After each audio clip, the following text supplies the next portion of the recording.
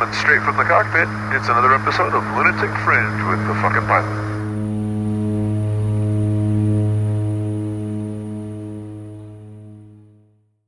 Ready, set, go. All right, back in the can for another edition of Lunatic Fringe Into the Void. This is actually take 2 on this interview, and just like last time, there's no way in hell I can do the standard introduction that I normally did, because fuck, on the other end of the line, I've got Mr. Bill Booth. Bill, how are you? I'm doing fine. Dean, how you doing? I am Other doing side of the world. Fantastic. Yes, absolutely. And it's a real privilege to not just get you on the podcast once, but twice. Why, thank you. I'm sorry the first connection was subpar, but Yeah. that's the way it goes where I was. Well, you were out enjoying the Adirondack Mountains, weren't you? I was. We've got everything there but good internet. Oh, well, fair enough. Well, it's blue sky, green mountains, but no internet. Definitely worth the wait for this one. Definitely. I've got a billion different questions and all kinds of stuff we want to talk about for sure. I think, again, I'm going to start off just like I did last time. I want to talk right off the bat instead of delaying and waiting. I want to talk about pretty much the most iconic thing that I personally can think of in skydiving, and it's all because of you, and it's that beard. Where did the beard? How did it happen? Why the beard? I got out of college. I was a school teacher, a high school band director. I had to have my hair very short.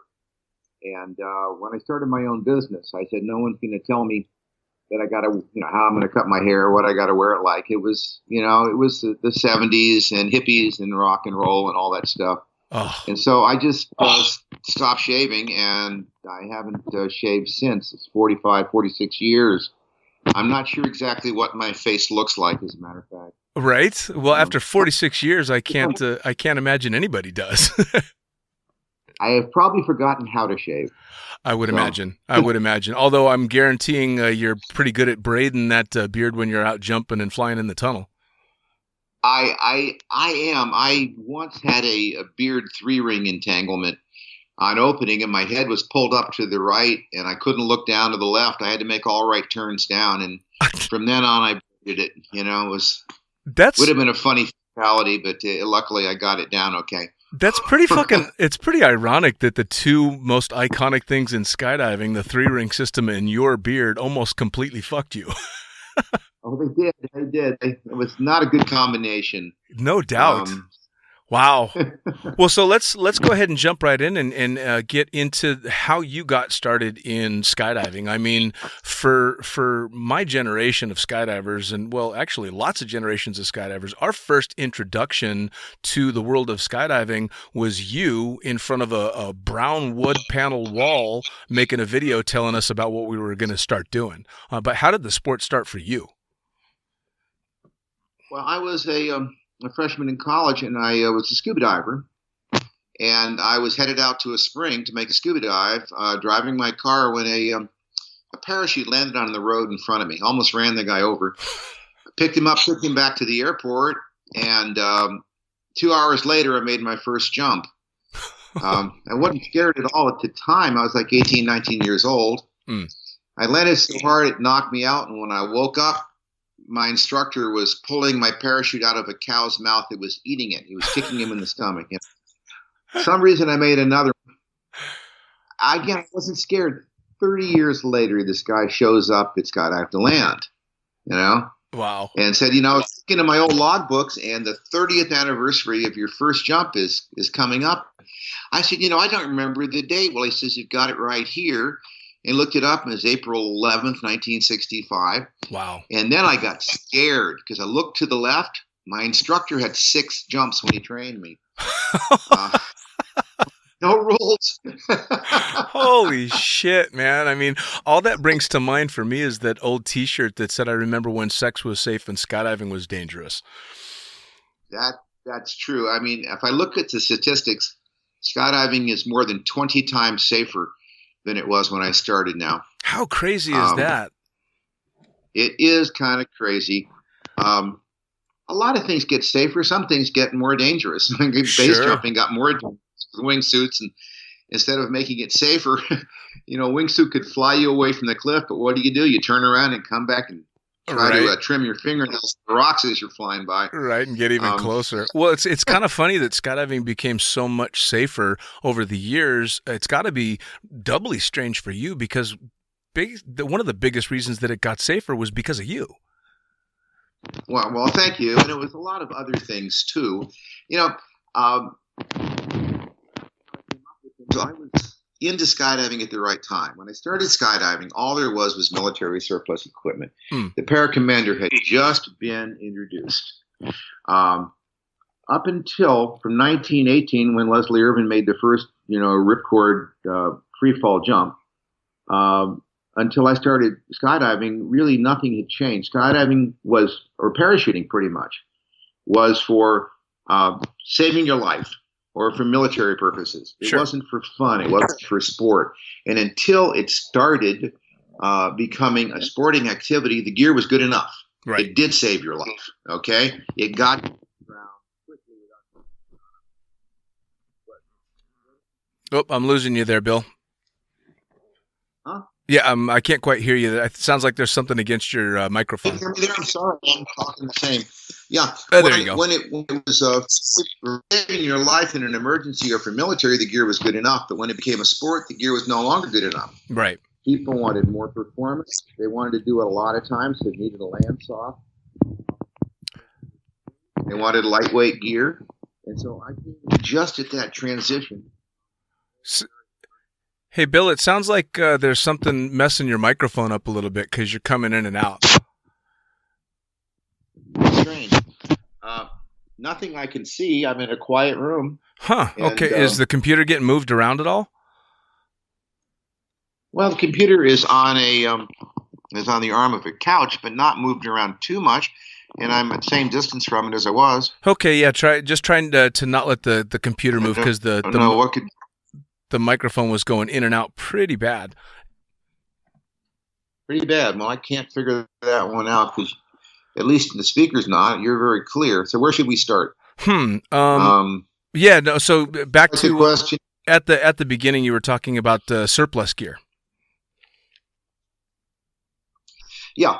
So from 1918, when Leslie Irvin made the first free fall ripcord pilot chute jump, until I started jumping, parachutes have been used to save your life in an airplane mishap or for military. Sure. I started when it became a sport. And when it became a sport, the gear needed to perform better. So you could do a lot of jumps. It needed to be prettier and lighter. And so I got to be in on the ground floor of changing from emergency/military parachuting to sport parachuting.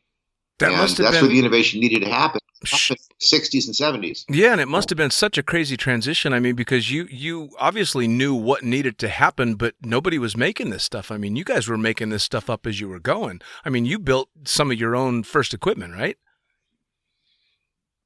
I did. I wasn't happy with the way things were going. Within maybe the first year or two after starting jumping, there were several things that bothered me, not the least of which is you had to learn to jump alone. You learned to fly and drive with an instructor. We'll get to that later. That bothered me. It took me a long time to figure that one out. The other thing that bothered me was pilot chute hesitations. I got rid of that with a hand-deployed pilot chute. And then, remember when I started jumping, the emergency procedure was if you had a malfunction on your big round parachute, you opened your front matter reserve container, no pilot chute, and just threw out the reserve and shook it like a bed sheet in the wind. We could get away with that because the malfunctions were very tame. When you have a low performance canopy, you have low performance malfunctions. Sure. As canopies became higher performance with the PC and then the ram air, there ain't no way you could throw out a reserve and not have an entanglement. Plus, another thing happened, the introduction of the piggyback system, which meant you could no longer pull and punch your reserve. You now needed to get rid of the main. The Cape Well release, which was really a canopy attachment system, with two 1-pound blocks of metal on each shoulder. And it was never designed to release a malfunction main canopy. It was designed to release you while you were being dragged after landing on your round parachute. Sure. So the thing you needed was a single point release system to quickly get rid of your main parachute, and that's where the 3-ring came up. I tried a bunch of different ways. The 3-ring was actually my 5th design. Wow. For a single point release system.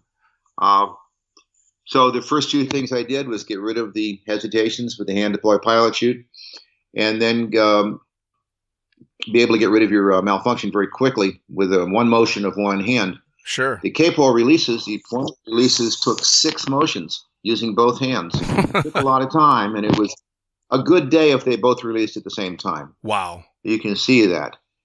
So now, and it's funny. We'll get into Booth's law number 2 later, but let's say that the hand deploy pilot chute got your main parachute deployed 250 feet faster because you had no hesitation. The 3-ring allowed you to release a malfunction 250 feet faster, so you're 500 feet better off, right? Right. Big safety improvement. Wrong. People just started opening 500 feet lower. Of course. Do you have like an engineering background? Is this something that came through schooling, or you're just naturally inventing shit? I have always liked engineering. I would always win the science fair in school.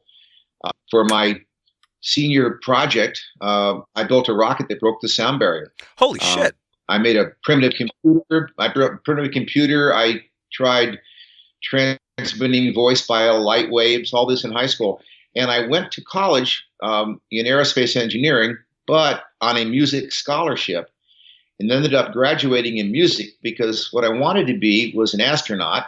I think we all did then. And the best way to do that was to fly in the Air Force, get jet time. And if you failed at being an astronaut, you could always be an airline pilot. Wow. So that's what I did. I enlisted in the war in Vietnam, but before I could finish my pilot training, they didn't need any more pilots. They were winding the war down. And so I ended up being a school teacher. Wrong fallback. Wow. And but it's still jumping time. Wow. And so I kind of turned my engineering inclination into making gear for myself to make it more easy, more comfortable. Now, when you more comfortable. When you started working on the gear and stuff, by this time in your sport, was it still just something you were doing for fun, or did you know you were kind of in that lifestyle? I mean, I don't know what the lifestyle was like back then, because we're still talking the late 60s, right?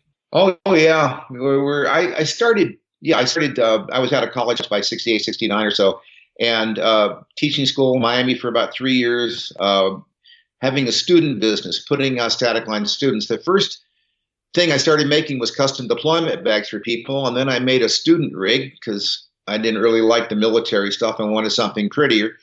And then I made a rig for myself, took it to the land I was jumping, and someone said, "Hey, that's neat. Where'd you get that?" And I said, "I made it." And he said, "Can I buy it?" And I said, "No, I don't think so." And he says, "I'll give you $100. Okay, so I took the $100 home, built another one. Then I had a rig plus $100, and I liked that. Yeah. And pretty soon I was making more. So my typical week was 5 days at school, teaching a skydiving class on Thursday night, spending Friday, Saturday, and Sunday at the drop zone, repeat, and working every night, then making gear. Wow. So it was pretty much 16-hour days a week. Trying to do everything. And I started making more money in the garage making gear than I was making a school teacher. I didn't have to put up with 300 monsters every day. So I decided to give up the teaching and start gear full time. And that was probably about 1974 or so. Okay, now this is back before the FAA had gotten too involved with gear like this, because you basically just built a rig and went and started jumping it. When did it start to become like a hardcore business for you when you're talking TSOs and licensing and all this craziness? Well, I made the first 350 rigs before getting a TSO. TSOs existed, but up until that time, the FAA had never TSO'd a parachute container system without a whole parachute. I mean, parachutes had been TSO'd as a unit, canopy and everything like this. So I think the first TSO to make just a container system. Wow. It was very hard for them to figure out how to deal with me. Now, for those that are listening, it was new, and so there wasn't. Sure. Now, for those that are listening and don't know what it is, explain what a TSO exactly is. Technical Standard Order. It's a process for manufacturing parachutes, for the approval of the manufacturing of your parachutes. It has a bunch of tests in it that you have to put your parachute systems through. And they were, again, made for 28-foot round parachutes. That's pretty much all there was. And so it was kind of hard to bring the FAA up to speed. We're still working on it. The first TSO I got was TSO C23B. We're up to, I think, F now. Wow. In revisions. Every time when tandem came in, we had to change the TSO to allow tandem to be possible. And we've tried to get it right. It's still confusing. I've been in a lot of the committees that wrote all the TSO rules. And now it's getting very, very complicated. It's almost too much for a new person to start now, because you have to have such a large initial investment in testing. And so that, of course, stifles creativity. It's the same with the airplane business. We haven't had a new engine since World War II because the TSO process makes it too complicated. Sure. Or in that case, it's a different process, but you get the idea. Sure. Well, now, when you were getting started back with the gear manufacturing, you were pioneering a lot of this stuff that was coming up. So, I mean, clearly the FAA couldn't know what to do with you because they were seeing stuff for the very first time. I mean, you were at the cutting edge of it, and they had no clue. So I can imagine they probably had no idea what to do with you. They really didn't. The old TSO rules didn't really fit the modern gear. And we've been trying for about 30 years because getting a new TSO system through takes about 10 years, and the gear for a while was changing every 6 months. Sure. So it was very, very difficult. At first, there was no possible provision for tandem. I had to make up my own tests and sell them to the FAA saying, this is how we ought to TSO tandem gear. And so they gave me sort of a provisional TSO under my modification of the TSO C23B. And it wasn't until 10 years later that we had the tandem TSO written. Well, now, wasn't that, I think I was probably the benefactor of that test phase, because weren't we, for the longest time, tandems were allowed to be done, even in commercial operations, only with kind of a special dispensation. I'm guessing that was when that was going on. Yeah, it was. Ted Strong and I went to the FAA. We were scared that people would start taking their kids and everybody tandem on gear that wasn't made for it. So many people would get killed that tandem would be outlawed. And both Ted and I saw the future of tandem and didn't want it ruined. So we went to the FAA and told them it was illegal and that we needed an exemption. It maybe wasn't illegal because there were no laws against it. Right. So they issued us an exemption for 1 year. It took them 20 years to get out of the exemption phase. We had to write a small book in every tandem jump we made back then. There was really about 10 pages of paperwork per jump. Wow. Had to be submitted to the FAA. I never looked at it. That's just how slow crazy. they move. Now, how did the idea of tandems start? I mean, I don't know enough about the history of tandems to be able to say, how it all began. Where was the first idea of, strapping somebody else to you? Well, the first tandem jump that I'm able to find made commercially was 1910. Wow. Two acrobats, a man and a woman, dropped from a balloon on a trapeze and advertised it as a parachute built for two. So the idea has been around a long time. I've got 12 movies where the airplane was crashing. There was one parachute and two people. So Hollywood used it again and again and again. Sure. But it wasn't practical. It was a stunt. Sure. So tandem for me started in 1972. Paragear Equipment Company had a sale, 44-foot cargo chute, drops a Jeep, right? For $44. So I bought one. It came in about a 5-foot tall rucksack. Oh my God. So I decided to hook it to my chest strap of my piggyback system, have someone in the airplane hold the bag. I jumped out, and this 44-foot parachute, which is about 100 feet long, I think, played out and open, sort of. And I floated down under it, and I said, I could take half the drop zone under this. So the next day, this guy named Stan Carter and I tied our chest straps together with the risers in this and went up and jumped it. And this is 1972. So I made my first tandem jump in 1972 under a 44-foot round, non-steerable. A 44-foot non-steerable, uncontrollable round, and you just tied each other together. Jesus Christ. Tied each other together. That worked fine for a few times, and then someone dropped the bag. We didn't have it attached to the airplane, and I forget who this guy was. He was with me. We're facing each other now, have a hook knife in each hand, holding onto each other with the other hand, tied together at the chest strap. And here comes the bag next to us in free fall, you know. I remember him looking at me. I said, all right, Booth, what's the emergency procedure for this? And I just yelled, cut! And we just slashed our chest straps off. And because we had belly bands, we survived okay. Jeez. That ended it. Now, let's forward 5 years later, 1977. One of the jumpers had a kid with cerebral palsy in a wheelchair, and he kept kind of, pointing at this guy and trying to say jump. So his name was Kirk Hanberry, and we decided, okay, let's take Kirk. I was jumping a paraplane. One of my employees, who was Kirk's adopted father, and Kirk together weighed 10 more pounds than me. Wow. So we decided to make a small harness for Kirk, and took him up and put him in an 11th way for his 11th birthday and got on the cover of Skydiving magazine. So that was the first tandem gear I specifically built in 1972. And we started taking kids right and left. But our weight limit was about 210 pounds. Okay? That's what the gear could handle. And doing it with larger people, the ram air gear wasn't ready yet. Back then, a piggyback system weighed about 50 pounds for one person. If we tried to double the size of the parachutes under that construction method, the damn rig would weigh 100 pounds. And the rammers couldn't take it. So I had to wait till about 1983.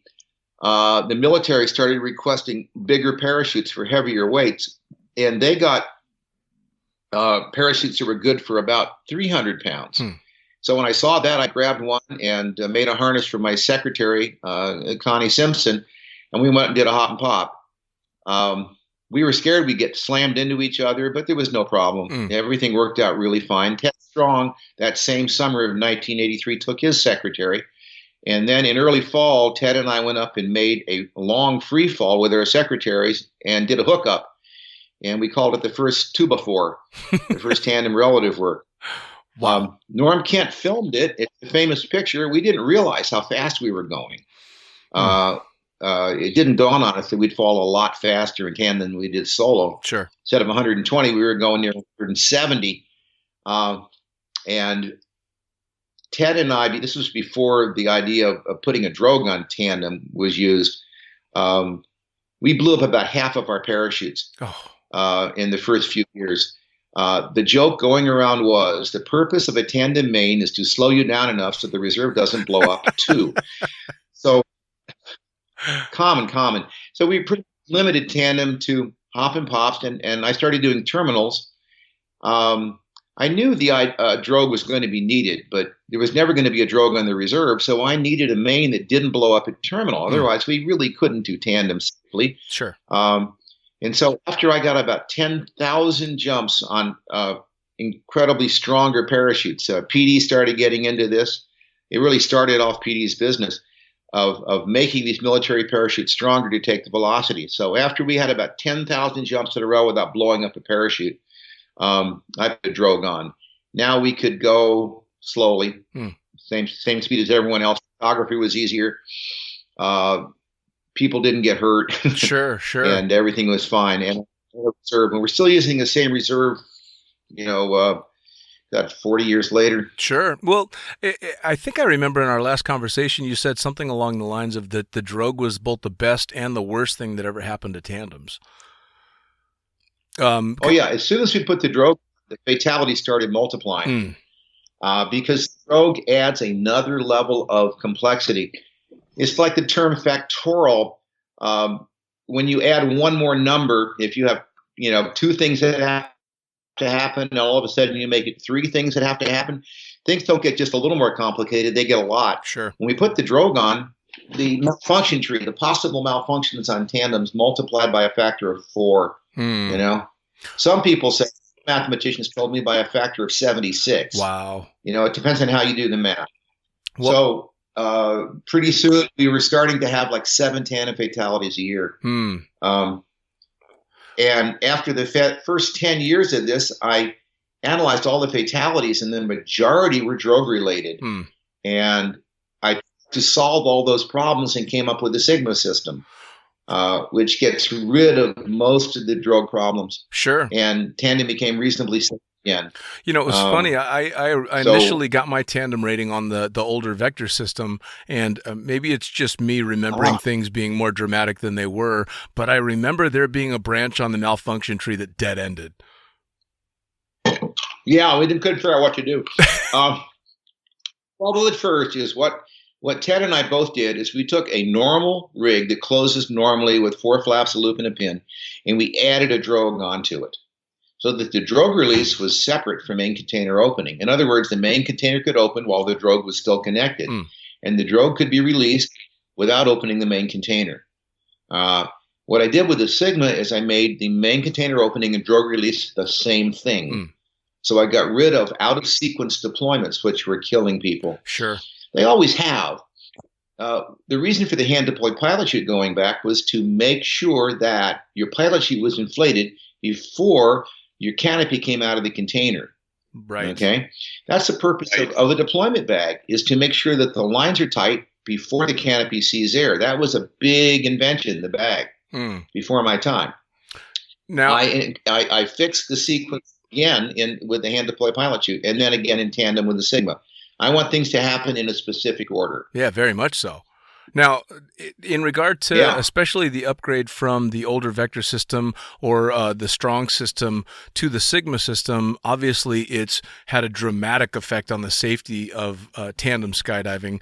But the business volume, when you guys were getting started with this tandem stuff, obviously you knew it had a bit of a future. Did you ever imagine it would become what it is now? I thought it would be, I thought it would be a little bigger, but my main disappointment in tandem is it has not created that many more permanent skydivers. No. Because of the way it's used as, you know, one and throw away. I've often said you need to take those people that have just made a tandem jump and lock them in a room with the timeshare salesman, you know, to sell them AFF. Yeah, I don't disagree. When they started up, I hate to see. You remember the AFP program that was going around for a while, where people were doing the initial training but doing it on a tandem. Do you think that was maybe underused? Because I thought that was a great way to try and get people a little bit more involved with their tandem experience, which might get them to want to jump on their own. Well, the big problem with tandem systemically is it's too easy. You do not have a lot of time and effort invested in your first jump, like you had to with static line or AFF. All right. And because it's so easy and you have so little time at the drop zone, you don't get quite as attracted to the skydiving. I think people want more of a challenge. Sure. And I really thought that you should do probably 3 tandems to get your canopy control, because in all of skydiving training, there's no way to learn canopy control. No. And tandem was the other thing that was good for it. It's not being utilized for that at all. Yeah. It's being used as a one-time ride. Yep. I mean, I did my AFP program when I started jumping. So the first 3 jumps that I did were tandems, but that was literally the only canopy instruction I got, was very brief, on the landing of the second and the third one. So you're right. I went right into it not really having a clue what was going to happen once the parachute was over my own head.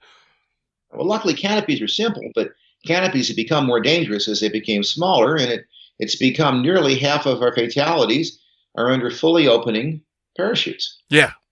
Fully open parachute. It's a shame. If I could come up with an invention that would cut fatality rates in half, I'd be a real hero. Well, here it is. Don't swoop with small parachutes. Right. Of course, people won't do that because it's a lot of fun. Sure. And you can't tell a skydiver his behavior is risky because he knows that. That's why he does it. Exactly. I often speculate if we got rid of all fatalities, no one would jump anymore because the risk would be gone. Right. And a lot of people do it just for the rush and the risk. Well, and I'm sure you've seen this probably a lot more than me, is that every time there's a fatality, there's a spike in business because people realize, fuck, this is still dangerous. Let's go jump out of an airplane. Yeah, absolutely. Absolutely. Let's boost second law. As skydiving gear becomes safer, people take more risks, do riskier things to keep the fatality rate level. Sure. We have an acceptable fatality rate. And I hate to say it, one is too many, but we have an acceptable fatality rate in driving.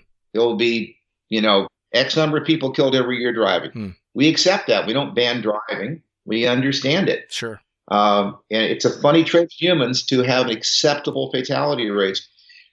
When we have wars, we say, well, it looks like in the Normandy jump, there will be a 40% fatality rate, and that's acceptable to some people. Fucking hell, Yeah, no, I don't. I mean, again, that goes back to when you started skydiving. The odds were so much more against you not twisting, breaking, or killing yourself that it took a ballsy motherfucker, basically, to go out and decide that they wanted to be a skydiver. And nowadays, it's, skydiving, obviously, we've made it extremely safe. It's still dangerous, but compared to what you guys were doing, it's a pedestrian stroll down the street. It is. When I started, there were maybe 2,500 members in USPA. It was called PCA at the time. Now there's 35,000. The year I started jumping, there were 58 fatalities. Last year, there were 18. Doing the math, it's incredibly safer. Oh yeah, which is I really loved it. Really loved it. It's safer. We are going to always have fatalities. Yeah, well, but, I've been the benefactor of the myth that skydiving is still a lot more dangerous than it actually is. And of course, especially when you're a younger tandem instructor or camera guy, you want to get laid, so you let everybody think it's just as crazy dangerous. But of course, skydivers in general are extremely safety oriented because that's how we're trained, and the equipment and the training has gotten so much better that it's just inherently much safer than most of the stupid shit we do on the ground. It is. I was stupid enough to think at first I could make gear so safe that no one would ever die. And then looking at statistics, I realized that under 5% of your fatalities are gear related. 95% are humans screwing up. Sure. So let's say I could make ever malfunctioned. Yeah. I would lower the fatality rate by 2%. If I could make people malfunction, we could literally bring it down by 90%. Sure. And your podcast is valuable for that, in that people learn things. Sure. Educating skydivers and forcing them to train on emergency procedures is the best thing we can do to cut fatality rates. Absolutely. Well, train, and never get complacent, which is, in my personal opinion, that's the biggest killer, is complacency. There's nothing more dangerous than someone with 2,000 jumps that's never had a malfunction. Right. Right. One of my favorite sayings is that most fatalities are caused by decisions people make on the ground before getting in the airplane. Oh, yeah. Oh, absolutely. And you can, through the fatalities, you can see a lot of that. Now, it's true. Being at the forefront of the equipment side of things for so many years, obviously there have been more than a handful of fatalities on gear that you helped design and manufacture. That's got to be tough to take, isn't it? Oh, I remember the first person that went into one of my rigs. I was absolutely devastated. Not that I enjoy it now, but it's you become a little bit immune to it because you've got to accept the fact that the gear isn't perfect and people aren't perfect. And we love the sport. People are going to die doing it. It seems inevitable, just like they're going to die driving. Sure. Right now, making one tandem jump is 17 times less likely to kill you than driving 10,000 miles a year, which is the average person. So we accept a risk by driving our cars for a year that's 17 times greater than the risk we accept by making a single tandem jump. Sure. So we've made it pretty damn safe. Yeah, well, and I suppose from your Um, side of things, you have the benefit of also knowing how many lives you've saved with the innovations you've come up with. I mean, between the three ring, the tandem system getting safer and safer with Sigma, and then, of course, the Skyhook, which I want to talk about as well. I mean, you're talking just about an enormous safety margin just shooting through the roof. And that's basically because of the stuff that you guys have come up with. yeah, and we'll throw in the automatic opener. We cannot really but the automatic opener doesn't make gear work better. It makes people work better. Right. It simply pulls the ripcord, doesn't it? Right. So it does a people function instead of an equipment function. Sure. So I almost keep it out of the equipment realm. I put it in the people realm. Yeah, because it does the job that we're supposed to do. We're supposed to do, and we don't. Mm. That's one of my crusades, was to raise the opening altitude to 2,500 feet so we could set these automatic openers up at $1,000, because there's been 12 people bounced when the automatic opener fired at 750 feet. That's Sure. just too low. Yeah. So many little things go wrong. A pilot chute hesitation can kill you at that altitude. Sure. And so we've accomplished that, and I'm just hoping that people set their automatic openers just a little higher, give up that half a second of free fall. Yeah. Yeah, I'm right there with you. I mean, if I want more free fall, I'm going to get it at the beginning of the next jump. Yeah, that's absolutely right. I was looking at saves on cypresses and realizing that the average jumper had well under a 10-second canopy ride. That's cutting it close. Yeah. Yeah. I'm sorry. Yeah, that's too much. And to be perfectly honest, one of the things that I enjoyed most in the sport was as the higher performance canopies came out and they were opening softer and sniveling longer, opening altitudes were getting higher and higher to, offset that. So it became very commonplace on a free fly to track off at 5,000 feet at dump by 4,000 feet, which I loved because I was a tandem camera guy. So as soon as the tandem opened up, I opened my parachute. I had never seen 2,000 feet in free fall. Why would I do that? I'm going to open up the parachute and take care of housekeeping and all that. So I loved that those altitudes were going up. Yeah, I always loved. I can remember my first rammer. I went from a 28-foot round to a paracommander at let me see, about 50 jumps, and then I went to a Delta II Parawing. After about 250 in the paracommander, a triangular parachute, I put 350 in that, and then I went to my first ram air, and I can just remember the feeling of flight on that ram air. Couldn't go to terminal yet. We didn't have sliders. I loved ram air so much, and I loved relative work that I started using my ram air on relative work. And in my logbook, I counted 10 times when I was knocked unconscious on opening because we didn't have sliders yet. Jesus Christ. So you knock yourself unconscious on your first jump and kind of set the theme for your entire time in the sport.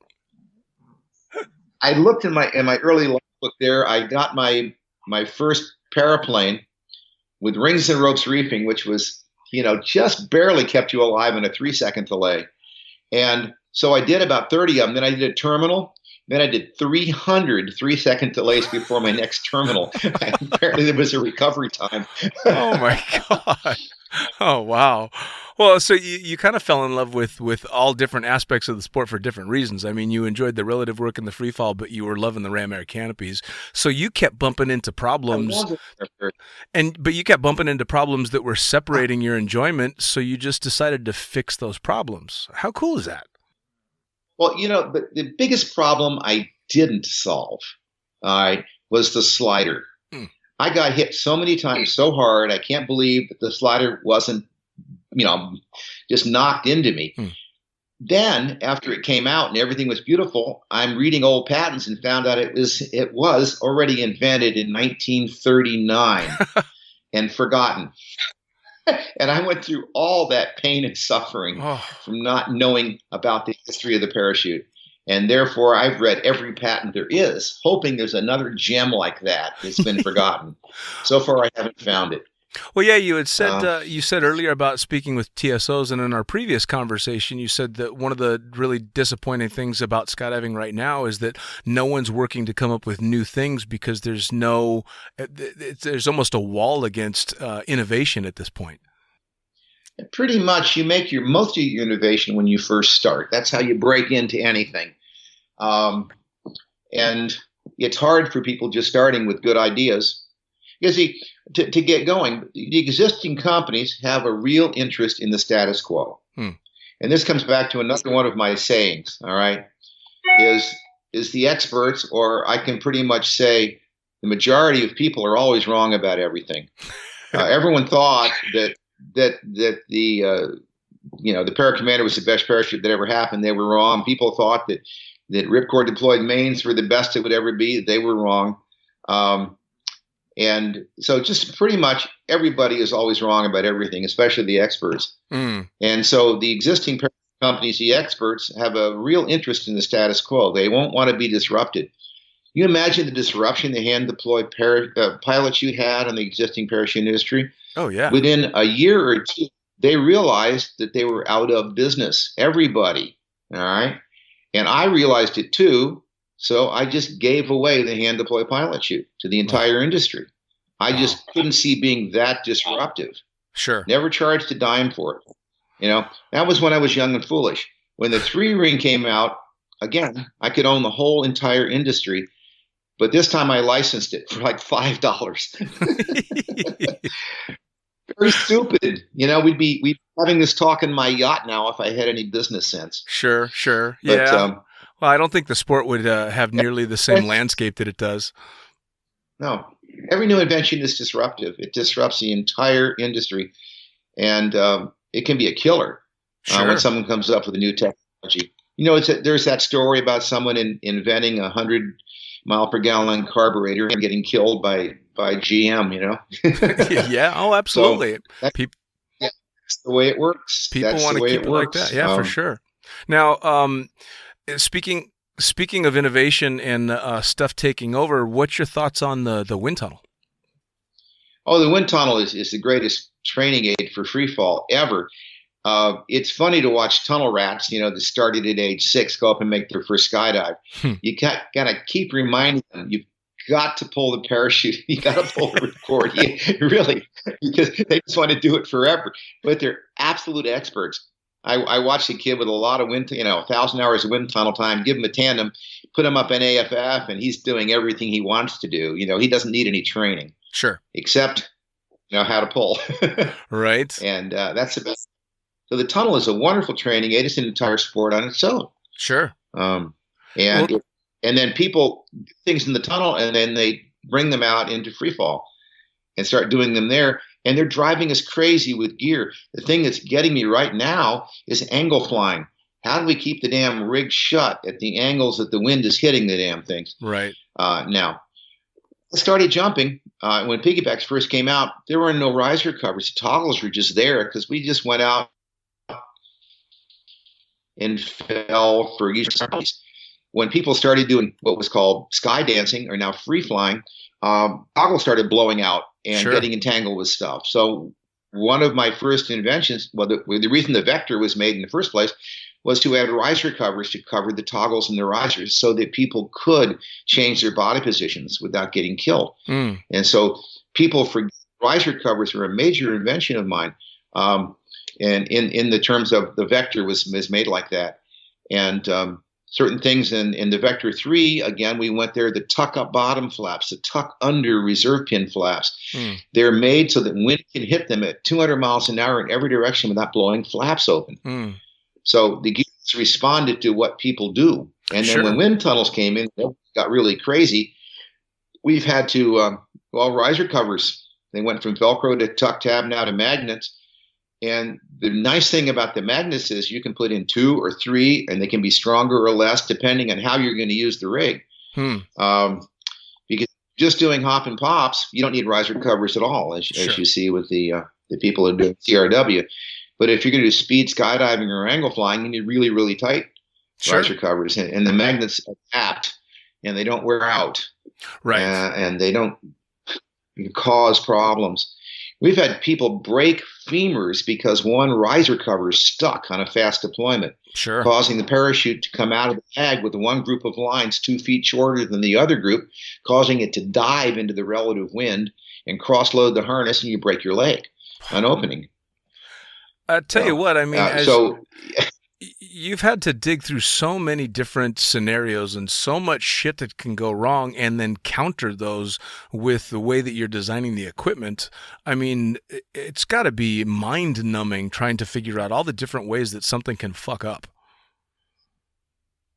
well, I really should hire a lot of idiots. I always say the idiots are a genius. We think something is perfect until we put it in the field and it gets halfway across the world and then the malfunction shows up. The first person that twisted a belly band and towed a pilot chute, I couldn't believe it. But then I started believing it and I started designing for humans. I didn't design for the easiest and best, engineering of the gear. I started designing gear for people who screw up. Sure. So that even when they screwed up, they wouldn't be killed. So the least likely place you would ever think to put a hand-deployed pilot chute is on the bottom of a container. You can't see it. With gloves on, you can't even feel it. It should be up front in the belly band where you can protect it. But no, the belly band ended up the worst, and the place that we thought was worst ended up the best. Yeah, because of humans. Yeah, it's absolutely VOC is the only way to, Oh yeah. It's absolutely flawless. Now, speaking of having to try and come up with different ways to counter people doing stupid shit, eventually that transitioned into you guys also coming up with the skyhook. Now, how did that come about? Because that's been a big deal. Well, the skyhook was designed for tandem. Tandem canopies are big, and tandem has a large delta V problem. Different speeds, a range of speeds where you're going to have to open your reserve. On a regular rig, you can open your reserve at 20, 25 miles an hour if the main is really big. Not anymore because they're spinning so fast that 20 is gone. Sure. Or you might be going 120 at terminal. Tandem is 20 miles an hour to 170. Okay? So you got to make a parachute that opens a little bit softer. Plus, tandem parachutes are bigger. Now, you can't put one pilot chute that's good enough for 20 and 170. If it doesn't pull too hard at 170, it won't pull enough at 20. Pilot chutes are a real compromise because you never know at what speed you're going to deploy your reserve. Right. So we accept the compromise, go to a mid-range pilot chute so it pulls a little too hard at terminal and not quite enough at a breakaway from a fully open canopy. I wanted a system that deployed the reserve with the same force on all speeds. All right. And I came up with the skyhook. But let's go back to tandem. When you break away from a fully open but malfunctioned main, it takes 3 seconds to get your canopy out of the bag in tandem. And in that 3 seconds, 3 different tandem pairs had tumbled through the reserve lines, resulting in fatalities. Sure. I needed a way to direct bag that tandem reserve for the low velocity breakaways. And it's the same as a direct bag static line. What it does when you jump out of an airplane and you're main in a direct bag is it gets the lines away from your body so fast that you can't entangle with them. Sure. And that's what the skyhook was. I replaced the airplane with the main parachute. And what I found out was if you break away from a fully open canopy, and we'll say this is in sport mode now, it's a half a second to line stretch. If you deploy it from a bag lock, it's a half a second to line stretch. So what the skyhook does is it puts the same force on the reserve deployment every time. Sure. You don't have the pilot chute conundrum, too big or too small. And that's because a big, fully inflated malfunction pulls harder than a bag lock. All right. Automatically, your pilot chute is sized to your velocity. Sure. And that's what it was for. So I never thought of using it on sport rigs because the difference in velocity is not great enough to cause serious problems. Right. Although a lot of people have gone in on line stretch. I've watched quite a few. Sure. So to test it, we didn't want to put test jumpers in tandem rigs, so we let them use their own gear and put skyhooks on it. And after you've done one skyhook breakaway, you're scared to jump without it. Oh, yeah. I mean, the first time I had a tandem cutaway... The first time I had a tandem cutaway with a skyhook, it was so anticlimactic. I remember thinking, well, fuck, that was it? Because you get yourself amped up for this cutaway, and then you're just under a reserve, and your main is just right over there. It didn't used to be. You used to have to fight 3 seconds of waving your arms and legs to try to stop yourself from tumbling after a breakaway. Sure. with a student. It was not helping. So then these people, the test jumpers, started asking for them on their own rigs. And at first we said no, and then we said okay.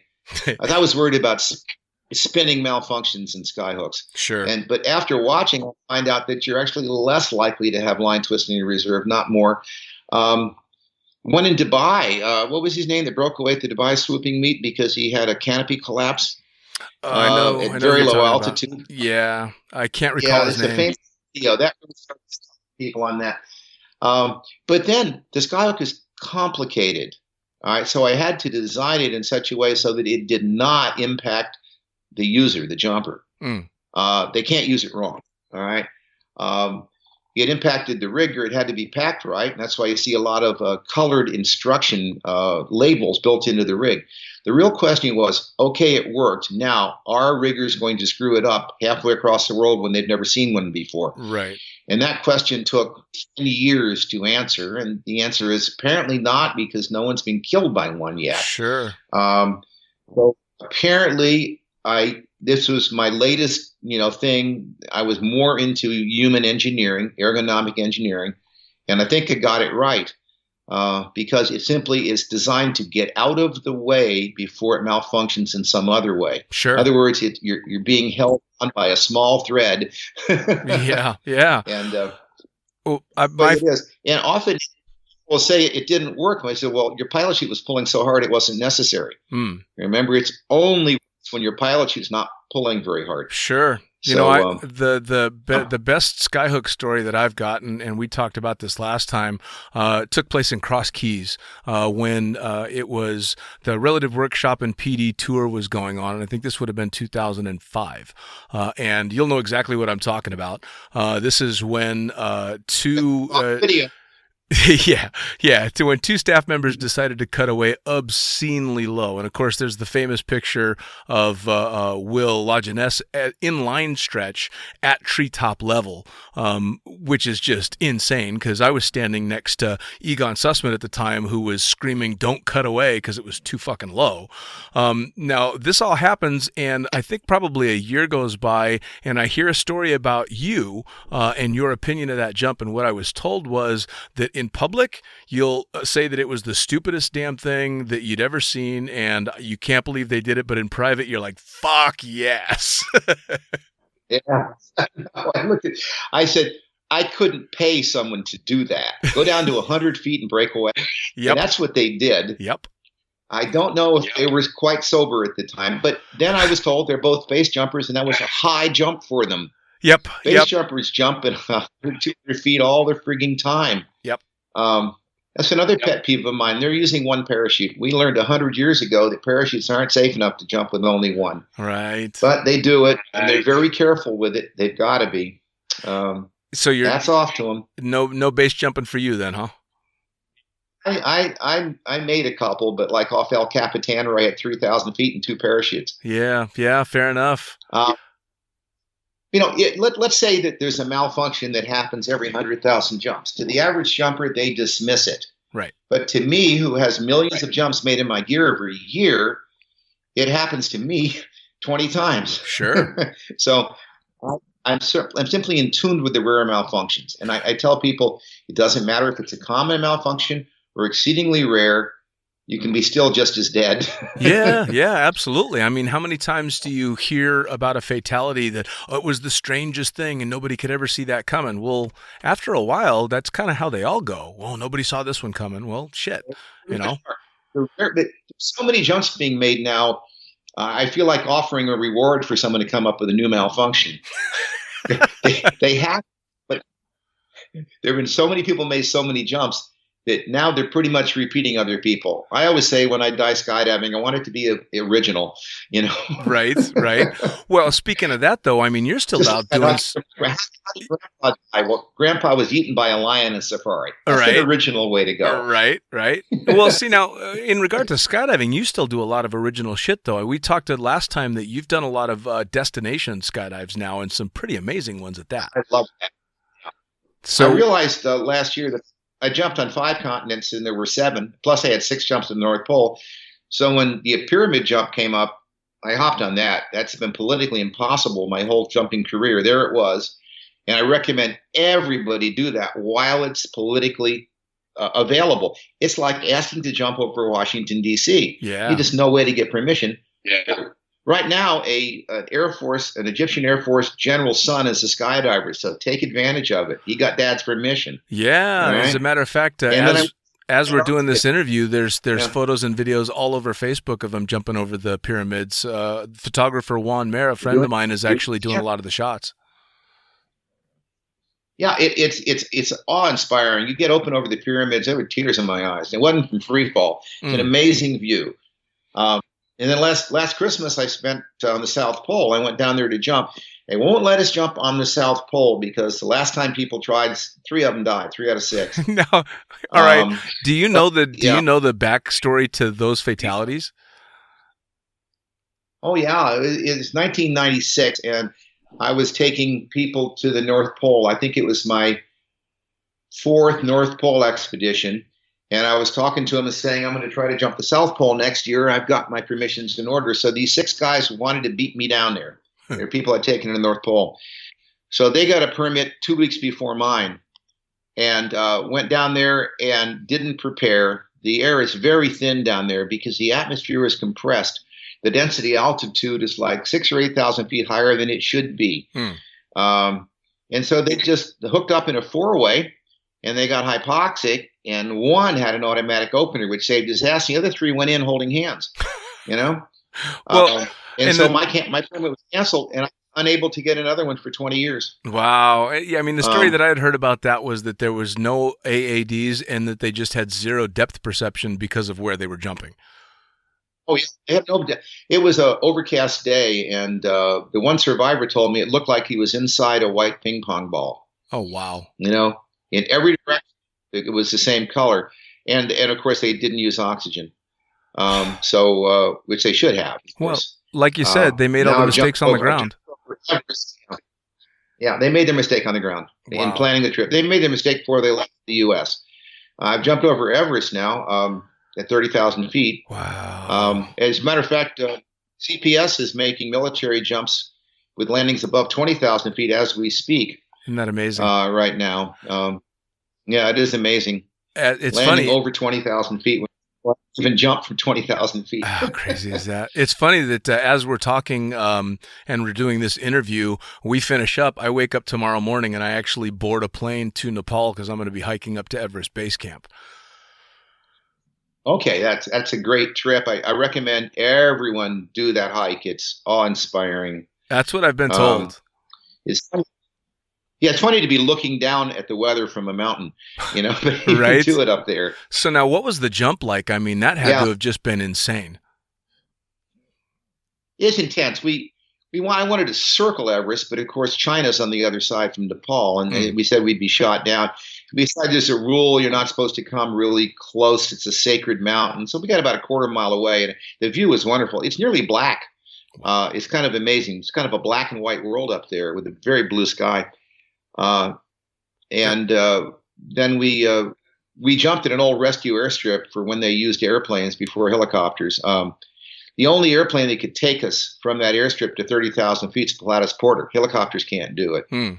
And they banned all single engine airplanes up there, and we had to get permission. Flew a Pilatus Porter in from Switzerland. Wow. And then coming back to the airport, crashed, and now there are no more 30,000 foot jumps. You can go to 26,000 and jump next to Everest now, but you can't go over it anymore. Sure. Well, unless you flew in with an airport. Sure. I mean, even the 26,000 foot jump would be pretty damn spectacular just for the scenery alone. It's fun to be in free fall at 20,000 feet with mountains whizzing by you. You're in this big bowl. Everest isn't the only big one there. Amadou Blam is prettier in a way. And so every way you look, you're below ground level, sort of. Wow. So now it's sort of like in the Alps, you know, but just a little bit higher. Yeah. Oh, yeah. Now, so just skydiving in general, you've kind of hit every angle between instructing and jumping and being a part of designing so much of the gear that all of us use every day. Let's talk about the social aspect of skydiving. So you started back in the late 60s and early 70s. Was it the same kind of vibe as we have now? Because, I mean, again, it was the summer of love, so to speak, back then. I'd imagine that skydivers are pretty on the edge anyway. It must have attracted some pretty wild and crazy people. Well, when I first started, the first few years, it seemed to be a bunch of guys with crew cuts. It seemed to be sort of military spilling in. There were no women at all. And gear was cheap, so you didn't have to be. I bought my first rig for $100, main, reserve, everything. You didn't have to be very well off. You spent a lot more time talking about it and sitting at bars drinking, because a couple of jumps, your legs hurt a lot. Someone with 200 jumps was limping, and that was the expert. That's where the D license. 200 jumps was this guy got. Wow. Yeah, really, 3 jumps in a day is about all you could take, because there was no flaring. You hit like a bag of potatoes. Sure. So it was a lot more time you would spend in your first year. I made 75 jumps. Now kids in their first month make 75. Sure. And I'd made a lot. Common to make 20 jumps a year and spend most of your time in bars talking about it. Now we've kind of lost a lot of the social, and people show up in their Beamer and make 3 jumps and leave. Sure. Some drop zones are nice. Drop zones with bars are better places where you can socialize. Right. And there's so many other action sports now to take your mind away from skydiving. So I see people coming in and out more quickly. Sure. Well, now, what do you think? And again, investment is easy. My personal opinion has always been that the biggest draw to skydiving has been the social aspect of it. I mean, I love jumping and I love being in the air. I love flying the planes. But what's kept me personally in the sport for 25 years has ultimately been the community. Do you see that kind of changing? Well, it's still around. I was just out at the Skydiving Skydiving Museum Hall of Fame with all the old guys. Which was a lot of fun. In some cases, I was feeling fairly young, and I'm 73. But and we were talking about this exact subject, but we were doing it at the bar and having a good time. Yeah, it is. The social aspect is different. The whole world is different. There was again the military aspect where everyone's drinking all the time. Then we got into the 70s when everyone was doing drugs all the time. Sure. And now it's just more detached atmosphere. I don't know how any of us made it through the 70s. I think the 77 meet, we had 3 fatalities in an hour and 15 minutes. And we found out that someone was putting LSD in the water containers by the loading area. Oh my God. These kinds of things don't happen that much anymore. No. I know it's sick. Oh, wow. I mean, part of me hears a story like that and wishes I had been there to see it all. And the other part of me is like, oh, fuck all that.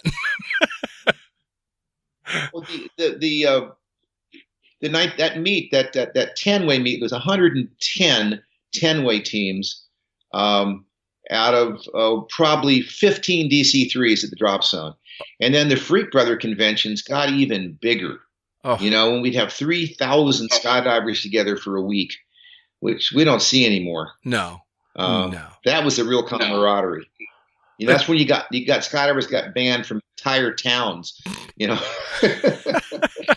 Oh my God! I mean, I remember J.C. Penney with Scotty Carbone buying lingerie for the lingerie jump that they always did. A bunch of guys in lingerie, and the FAA was out there. And I was explaining to them how safe and sane skydivers were. And here comes Scotty and 10 guys wearing little teddies and nothing else heading for the airplane. I just shook my head. Oh, God. Yeah. Well, I suppose that part hasn't changed because there's still a lot of nutcases. It just seems that anymore, a lot of so I guess you'd call them weekend warriors are out more for the Instagram pictures and then head on home. Whereas back then, I mean, it was all about that lifestyle. It had to have been absolutely freaking amazing. It was. It was all men. It was all men. Women came in and changed the vibe more than anything else. Before that could happen, the gear had to get lighter so they could pick it up. And but at the same time, I just met 3 very strong, big women who are tandem masters out at Paris. You know, so but the vibe is different with women in the sport now than it was definitely. You know, there was some guys before, and now the women civilize this as they have for centuries. Sure, yeah, and, absolutely. Drop zone is a little correct. Make us behave just a little bit more. Make us behave a lot better. Thank God. Right. So now, as we continue moving through the sport, what do you see? Do you see any big innovations coming up in the future? Do you see any small changes? Is there anything to be looking for? Well, in 1974, we were jumping ram airs on 3-ring risers in a piggyback container system with a hand-deploy pilot chute. What are we jumping now? Exactly the same thing. Yep. Now, the rammers for a while got more dangerous because they got smaller. And now we have XRW wingsuits for big. Right. You know, I think back and I look at wingsuits and I look at base jumping. People tried all the first parachute jumps were base jumps. We didn't have airplanes. Right. Then we had balloons. Right. And so they were pretty much all base jumps. Wingsuits were tried in the 20s, and then again in the 50s. Almost everyone died. And what made wingsuiting and base jumping possible was a hand-deployed pilot chute. Right. Because you need a pilot chute now when you're base jumping, and in wingsuiting you got a big burble to conquer, and that's the best way to do it. Right. So it's funny that was not the intention of the hand-deployed pilot chute, but it ended up bringing back now wingsuiting is wonderful. Oh yeah. Unless you're talking proximity flying, which is crazy. I think they lost 18 jumpers one summer in Switzerland. Yeah. Proximity flying. I know. Is now listed as the number 1 most dangerous thing that humans do. Yep. And yet people do it. They accept the very high fatality rate in exchange for the thrill. It's crazy, isn't it? It's crazy. We rationalize and say it's not going to happen to me.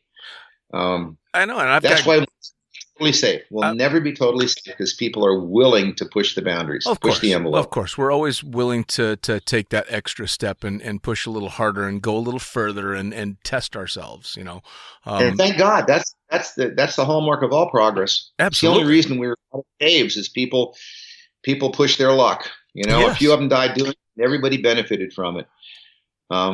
So now that's fishing. So looking back on your career thus far, do you ever scratch your head and wonder how it is you are the innovator for some of pretty much the most iconic game changers in the sport? I mean, from the hand deploy to the 3-ring to the Sigma, all this stuff were huge game changers. I mean, do you ever just sit back and go, how the fuck did this happen? Well, if I'd left for my diving trip 5 minutes earlier or later, none of it would have. Right. I probably would have made my first jump. You got to think about that.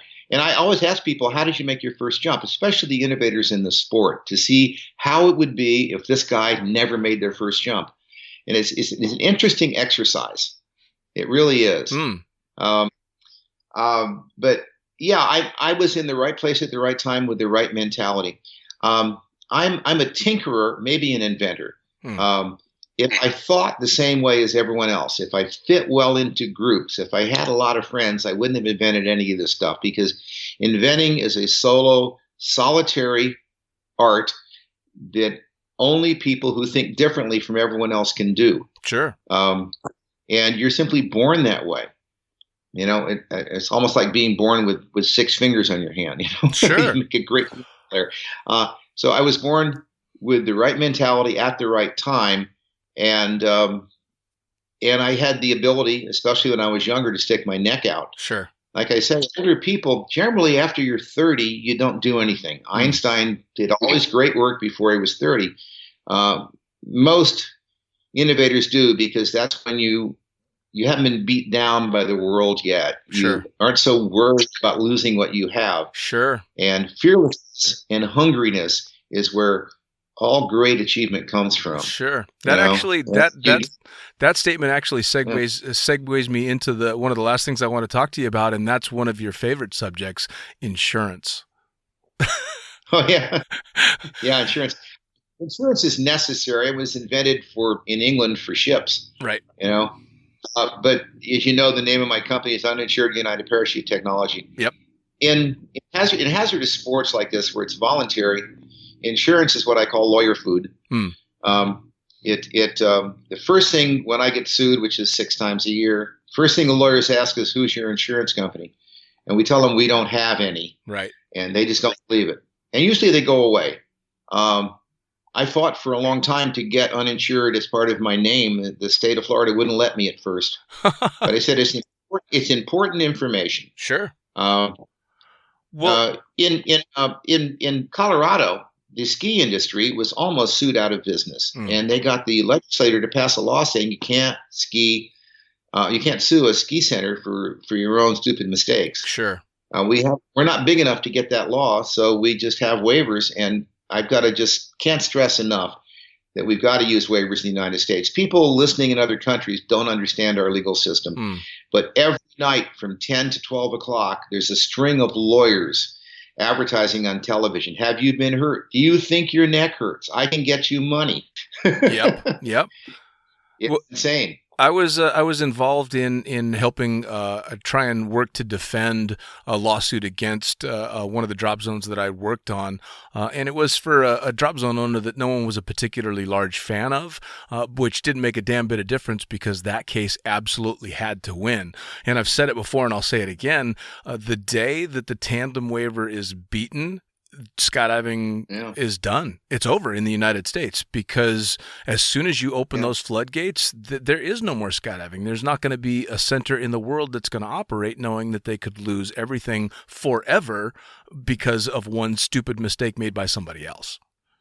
And yet there are drop zones in the United States that take 16-year-olds. I won't let them do it with my gear, all right? Because they sign a waiver, their parents sign a waiver, but it's no good. And almost every drop zone operator says, well, I wouldn't let anyone go up without a waiver. And I said, that's what you're doing. And they simply refuse to believe it. So my fear is some cute little 16-year-old girl dies in a tandem jump. Sure. You know? Yeah. People don't seem to understand that you cannot sign away a minor's rights. If they're not old enough to do it, you can't do it. And that's a huge legal problem. It is. Now, in 1918, this was a good year. There wasn't a single tandem fatality in the world. Also in 2010, all right?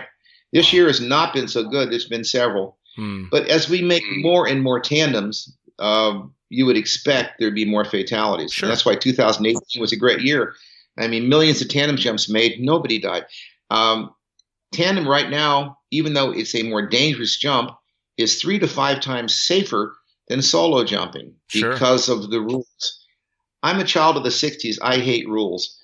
But damn, in this case, they work. I tried to make everything that will kill you on tandem illegal. You got to have an automatic opener. You got to have an AAD. You've got to have a MARD system on your tandem rig. You're not allowed to jump tiny canopies. You're not supposed to swoop. You're not supposed to pull low. Sure. Those 5 things, if we put them into solo sky, and you got to be well trained. We'll make it, 6. You got to be constantly trained. If we did those 6 things in regular skydiving, we could improve the fatality rate by 5 times. Oh yeah. All right. It's all cool.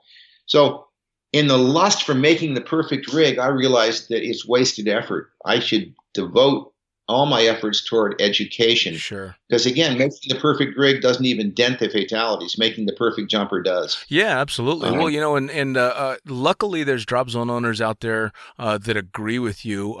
Rook Nelson being the newest one that just instituted the no jumping without an AAD rule at Skydive Chicago. Yeah. You're talking about it. Started jumping. Hey, Rook started tandeming at 8, though. Yeah. Broke every rule in the book. Right? Well, how funny is it, though, that it's the guys that broke all... You get older and you start having stuff. Oh, yeah. People with nothing don't worry about insurance. But as soon as the drop zone has got $1 million invested in airplanes, now they're worried about losing everything they've worked for. Sure. Well, I remember when you guys were still the Relative Workshop and then the name changed to the Uninsured Relative Workshop, and my first thought was, genius. It's fucking genius. It says it all right there. Yeah, I know. And again, it was a fight with the Secretary of State in Florida to put that in there. They say you can't do that.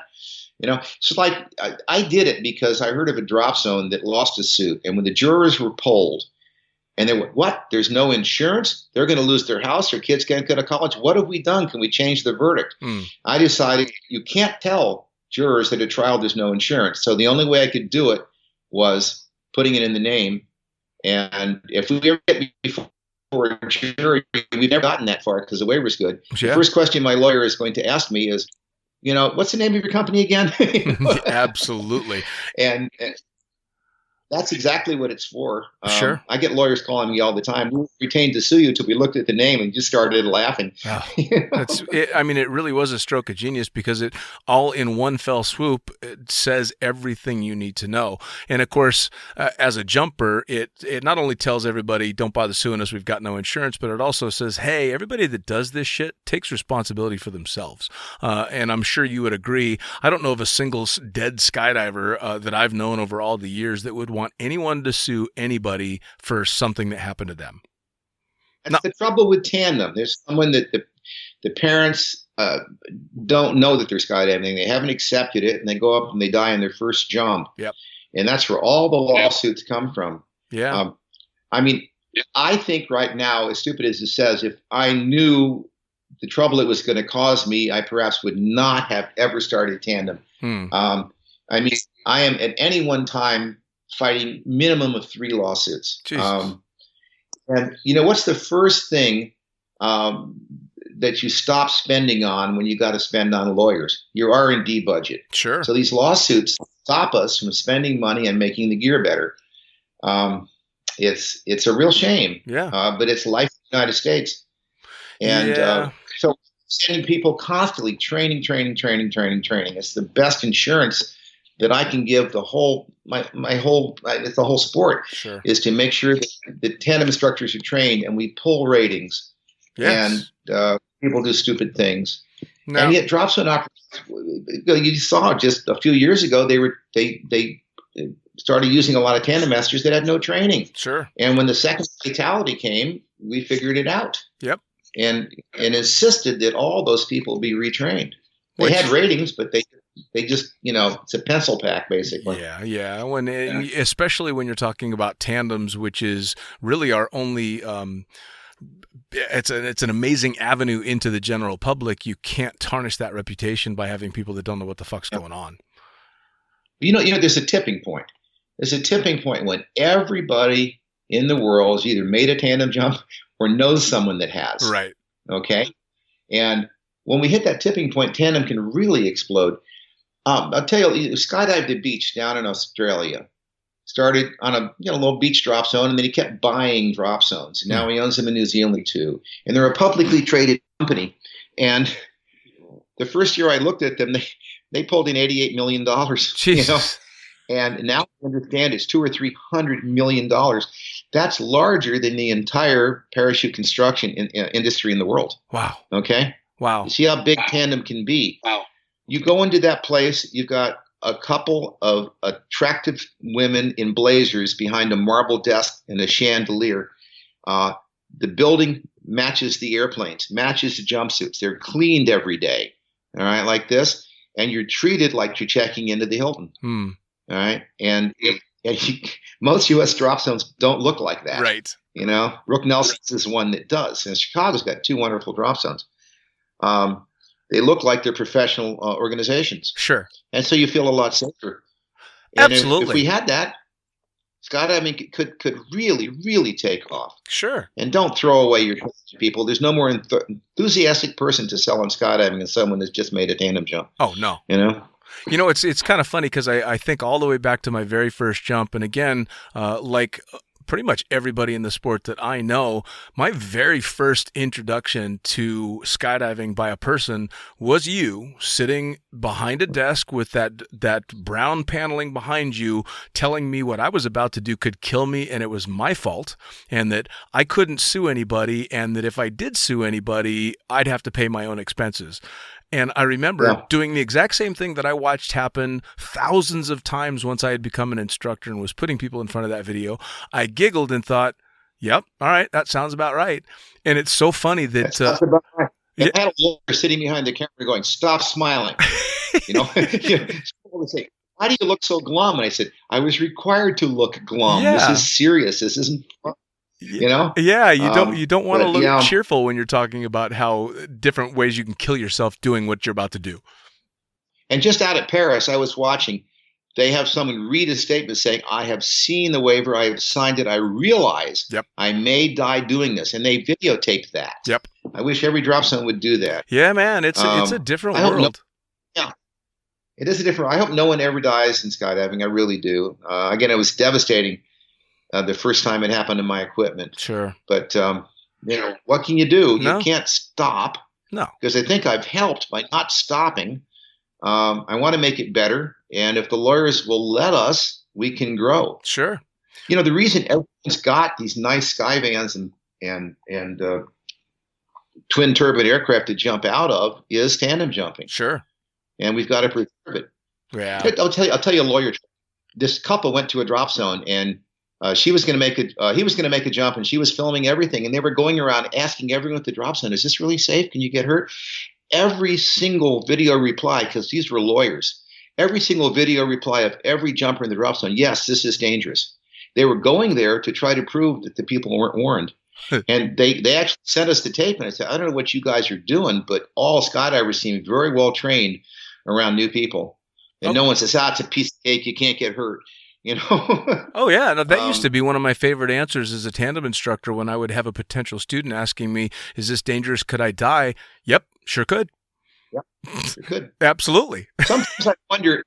Sometimes I wonder if there were no fatalities, would people still jump? Yeah. You know, I think I said that before. Yeah. I mean, they might do it once as a lark, but no, I think again, we talked about the fact that there's always a spike in business when there's a fatality. It's because people want to know shit could go sideways. Yeah, an airline crash publicizes the name of the airline, you know, and people forget why they remember the name of the airline. Oh, yeah. Oh, yeah. Crash, and their business goes up. Of course it does. I'm 73. I still haven't figured out people yet. No, I'll tell you what. I don't. If you do, you're going to be a hell of a lot more advanced than the 3 rings and the tandem stuff, because that's the tricky one, is the people. Yeah. So and why? What people need to, they do need to get off their ass and come up with better stuff. I mean, it's been 40 years, and we're still jumping the same stuff we were jumping. Yeah, but it fucking works, boy. 2004. You know, it's 40 years. Yeah, and nothing's changed. It works good though. So now let me ask, as we wrap things up, have you got any good advice? And I always ask this of everybody: good advice for people that are just getting into the sport, and advice for people that are maybe deciding whether or not they should stay in the sport. What would you say to either of those groups? You know, there's a Skydiver Resurrection Society, and they're devoted to get people who quit to come back. I just ran into them out at the museum. Anyway, go slow. All right, you don't need to be jumping a 76 square foot canopy when you get 50 jumps. Right. All right. Don't try to do too much. A lot of people, they come in for a tandem, say, "When can I wingsuit?" Yeah, right. So again, go slow, and don't progress too quickly. Practice, practice, practice. I think you're probably safest right out of training because you have just practiced emergency procedures, you know, and the more and more jumps you get. I watch scuba divers inspect other people's gear before they dive. I never see skydivers do that. Right. I was in an airplane years ago, and I saw this girl from England sitting there with 3 rings that were made terribly. And I went over to her and said, "I don't want to scare you, but I think you ought to land in the airplane, because if you have a spinning malfunction, you're not going to be able to break it away." And she went, "Who the hell are you?" So she went and jumped. And as she was walking back, I got 2 guys. We picked her up by her risers, and I said, "Break away." And after 3 minutes of trying and sobbing and crying, she got the idea. Right. You know? So you got to care about the other people on the airplane with you. Sure. Look for stuff. Yeah. You know? There was a photographer wearing a front-mounted camera in the old days, you know, in his chest, a recorder. Right. That people in the airplane let jump without his gear on. No one paid any attention to him. Yep. He didn't have parachute, you know? Yeah, yeah. And he got to film it. Yeah. So I'm saying keep your friends safe and keep yourself safe. Practice, be observant. If you see someone doing something dangerous, don't laugh it off. If you see someone with bad gear, educate yourself. I understand 2/3 of jumpers can't put together a 3-ring now. Right. This is not good. No, it's not. This is not. It's not. The training needs to be upped, and there's a lot of places that have pushed really hard on training, but definitely the mentoring and the just looking out for people. I think you're dead on with that. Absolutely. I go to some drop zones, and the mood is absolutely different, you know, and that's really neat. The ambiance between Paris and Elsinore are like two different worlds, you know. Oh, for yeah. instance, I was just absolutely, absolutely. Well, yeah, I know. Bill, I'll tell you what, man. I seriously hope to see some more innovation coming out of you guys. I mean, obviously, the stuff that you've already done has changed a lot of people's lives. Certainly mine. I wouldn't be a skydiver if it weren't for the shit that you've done. Between the innovation with the gear and then sitting down to tell stories, I can't thank you enough. Not just for the podcast, but for my career. That's cool. It's nice. You know, I solve these problems for myself and to solve the problem. But I must admit, it's really nice when someone comes up and says, "Hey, you just saved my life." Yeah. It does feel good. Yeah, man. I can attribute 11,000 times that the stuff that you did yourself has affected my life in a positive way. That's some shit right there. I actually think that everybody ought to go put on old gutter gear and ripcord deploy a 20-foot round and land it a couple times, and then they're going to kiss the parachute industry for what they've done. You damn right. Since I started. Just me, but everybody in it has done a wonderful job at making skydiving comfortable, fun, and safe. Yep. And I couldn't agree with you more. It's going to get better. You know, I foresee the next thing that's going to happen is in materials when we get synthetic spider silk and our pack volumes go down by a factor of 3. Wow. We'll probably just have our main in our right blue jean pocket and the reserve left blue jean pocket, and we'll just throw the whole thing out. I don't know. Yeah, at this point, I don't think anything would surprise me with the advances that have come. I mean, I'm sure my 25 years in the sport seem to have flown by. I'm sure it's the exact same for you. And the night and day difference with at least the canopy stuff is just insane. And for guys like you that are pushing forward and innovating and coming up with these amazing ideas, it's just, I mean, wow. Well, I've had this design in my head for a few years now. The way wingsuits are getting, I've seen them go up. I've seen people do RW, and the guy lands the canopy that was just for the wingsuit. So my next invention is this little pod that you wear in front, all right? And as you come down, you flare your wingsuit over the runway, and it drops landing gear like the space shuttle, okay? and as your wheels touch, it deploys a drogue behind you so you won't tumble. You know, and so I'll be out of the gear manufacturing. I'll be into landing gear and still using drogues.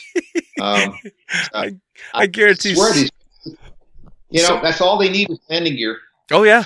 Oh, absolutely. Yeah. If they don't have to lay out 80,000 cardboard boxes, I guarantee it's going to start happening. That or the occasional random tree that luckily saves somebody.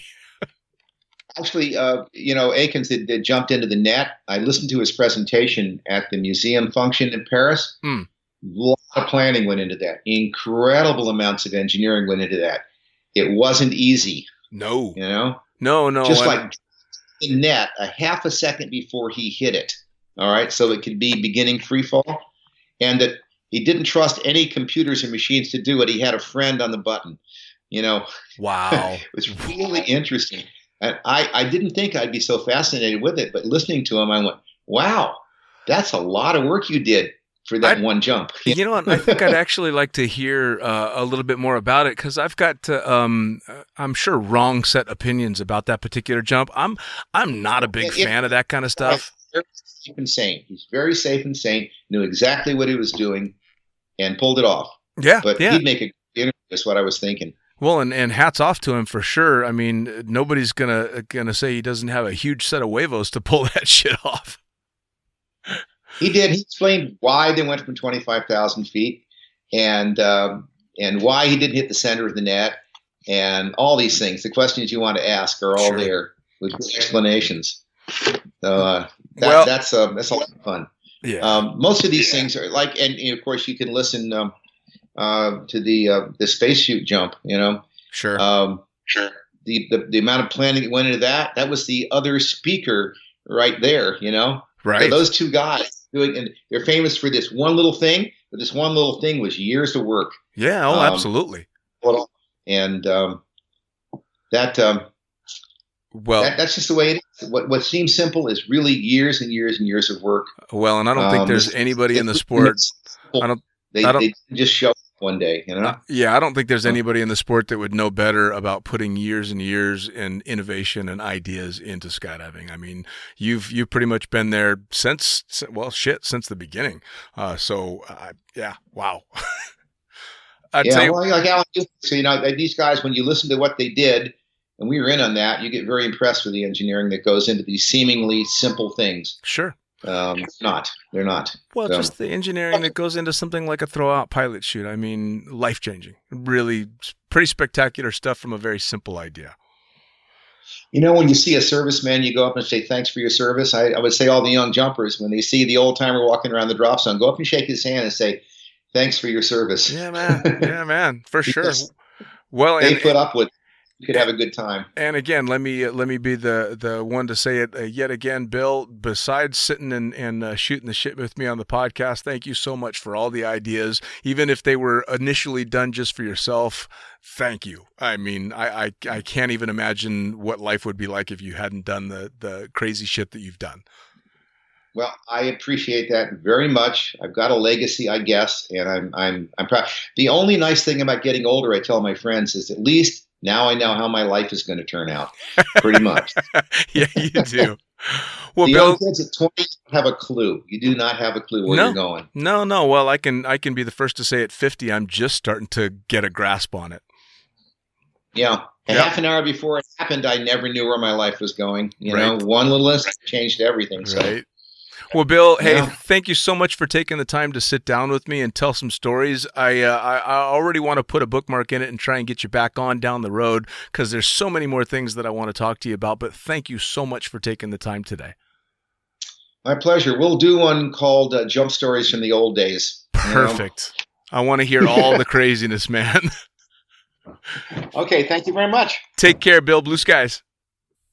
All right, another edition of Lunatic Fringe Into the Void is in the can. Thank you so much for joining us once again. And, of course, as always, brought to you in association with Blue Skies Magazine, the greatest magazine in the known universe.